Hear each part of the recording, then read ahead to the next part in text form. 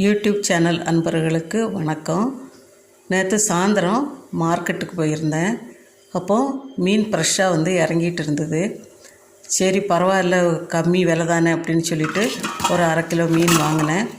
அந்த மீன் நைட்டு வச்சா சரியாக வராது அப்படிங்கிறதுக்காண்டி அதை க்ளீன் பண்ணி ஃப்ரிட்ஜில் ஸ்டோர் பண்ணி வச்சுட்டேன்.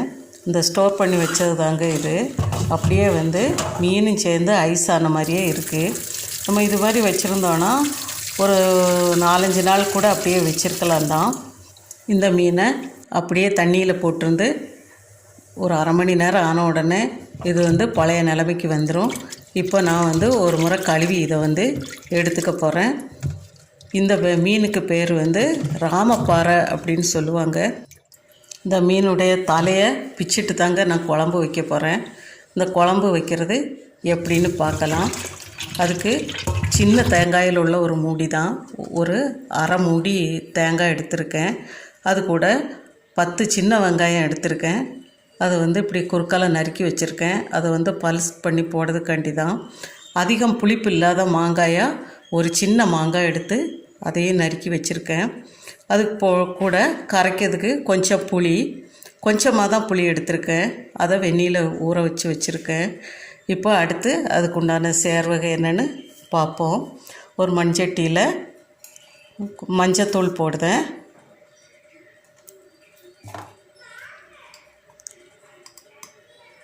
அப்புறம் வரமிளகா பொடி 2 ஸ்பூன் போட்டுக்கிறேன். மல்லிப்பொடி 1/2 ஸ்பூன் போட்டுக்கிறேன். பல்ஸ் பண்ணின வெங்காயம் போட்டுக்கிறேன். சின்ன தக்காளியாக 2 தக்காளி ரொம்ப பொடிசாக நறுக்கி வச்சுருக்கேன், அதையும் அதில் போட்டுக்கிறேன். கொஞ்சமாக இஞ்சி அதையும் இதோட போட்டுக்கிறேன். 2 மிளகாய். இப்போ நம்ம போட்ட எல்லாத்தையும் சேர்த்து கைட்டு ஒரு தடவை நல்லா பிசைஞ்சு விட்டுக்கலாம். கொஞ்சம் அழுத்தமாக கொஞ்சம் பிசைஞ்சு விட்டுக்கலாம்.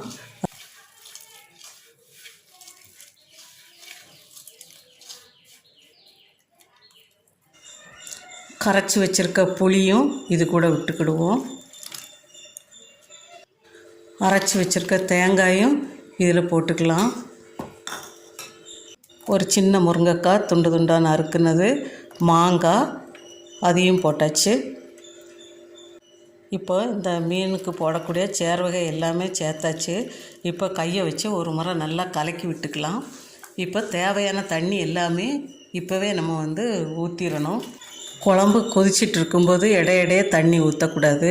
அப்போ டேஸ்ட்டு அவ்வளோக்கா இருக்காது. இதே மெதடில் செஞ்சிங்கன்னா டேஸ்ட்டு ரொம்ப நல்லாயிருக்கும். இது கூட நம்ம தாளித்து மட்டும் ஊற்றுறோம், அவ்வளோதான். வேலையெல்லாம் முடிஞ்சு போச்சு. அதுக்கப்புறம் நம்ம கொதிக்க வச்சு ஊட 1-2 தரம் கிளறி விட்டு, ரொம்ப அழுத்தமாக கிளறக்கூடாது. ஒரு ஓரமாக நம்ம லேசாக பெரட்டி விடணும். இல்லை அப்படின்னா மீனெல்லாம் உடஞ்சி போயிடும். இப்போ தாளிக்கிறதுக்கு கடுகு, வெந்தயம், கருவேப்பில், 2 வெங்காயம் எல்லாம் வச்சு செவக்க தாளித்து நம்ம குழம்புல ஊற்றிக்கிட போகிறோம்.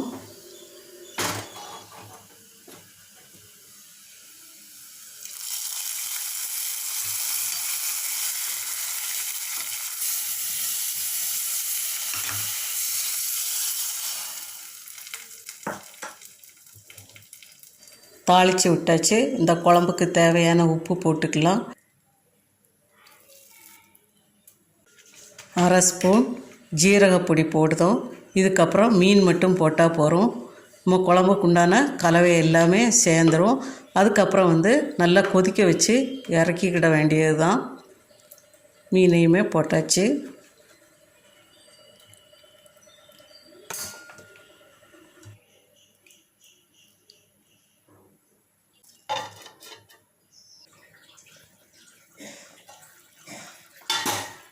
குழம்பு கொதித்ததுக்கப்புறம் சிம்மிலே வச்சு கொதிக்க விடணும்.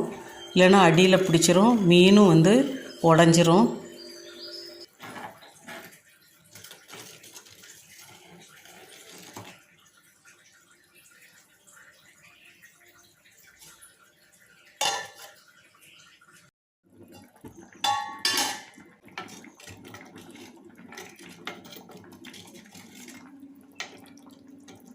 இப்போது நம்ம குழம்பு ரெடி ஆயிடுச்சு. இப்போ வந்து நம்ம சாப்பிட்டுக்கலாம். மீன் எல்லாமே உடையாமல் அப்படியே கிடக்குது. இந்த குழம்பு செய்கிறது வந்து ரொம்ப ஈஸி தான். அரை மணி நேரத்தில் இது செய்து முடிச்சிடலாம். இந்த செய்முறை உங்களுக்கு பிடிச்சிருந்ததுன்னா லைக் பண்ணுங்கள், ஷேர் பண்ணுங்கள், கமெண்ட் பண்ணுங்கள். இந்த சேனலுக்கு சப்ஸ்கிரைப் பண்ணுங்கள். தேங்க்யூ.